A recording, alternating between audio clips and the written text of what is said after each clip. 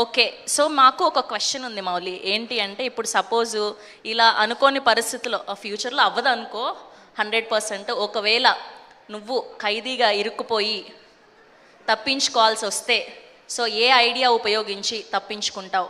Mic. ఏ idea అంటే అంటే ఎలా దొరికిపోకుండా తప్పించుకోవడం ఎలా? జైల్లోనే ఉంటాయండి కొంచెం ప్రశాంతంగా. తప్పించుకోవా అసలు? ఎందుకు? ఫ్రీ ఫుడ్ వస్తుందనా? ఫ్రీ ఫుడ్ వస్తుంది, ఈవెంట్లకి వెళ్ళక్కర్లేదు.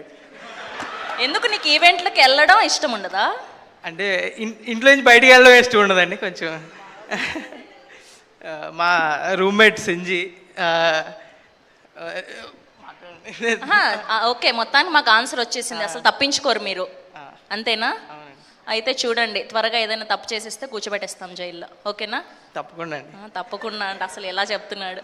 ఓకే, ప్లీజ్ మీ బ్లెస్సింగ్స్ కూడా అందిస్తే. మీ ఫ్రెండ్ నా రూమ్మేట్ సింజి. యాక్చువల్లీ నేను నా ఫ్లాట్లోనే జరిగింది మ్యూజిక్. సో ఒకరోజు నేను ఫ్లాట్ రాగానే నలుగురు కేజీఎఫ్ విలన్లా ఉన్నారు ఆ సోఫాల మీద కూర్చొని. అసలు ఏంది వీళ్ళు, సింజిత్ గడు ఏదో తేట పని చేసి ఉంటాడు, కొత్త వాళ్ళు కొట్టడానికి వచ్చారు అనుకున్నాను నేను ఖచ్చితంగా.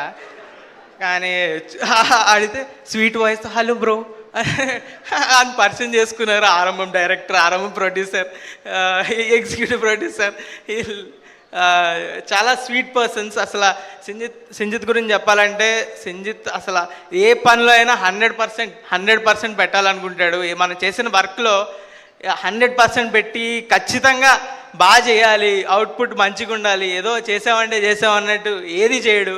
సో డెఫినెట్లీ అవుట్పుట్ బాగుంటుంది. అండ్ అజయ్ ఒక రెండు గంటలు మాట్లాడుకున్న ప్రతిసారి అజయ్ చాలా జెన్యున్ పర్సన్. అసలు తన కష్టాలు చెప్పుకుంటుంటే అయ్యో బాబోయ్ ఈయనకి ఎట్లయినా నేను బాగా ఉపయోగ పర్లేదు, ఈయన బాగుండాలి అనిపిస్తుంది.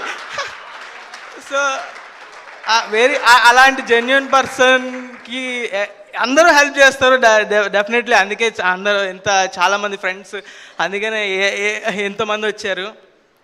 డెఫినెట్లీ వీళ్ళు ఏంటంటే very responsible persons.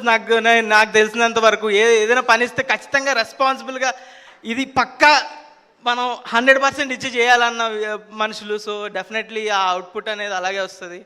I wish them a very all the best for ఆరంభం ఆన్ May 10th. పక్కా చూడండి, మీ అందరికీ నచ్చుతుంది. I'm also waiting from a long time.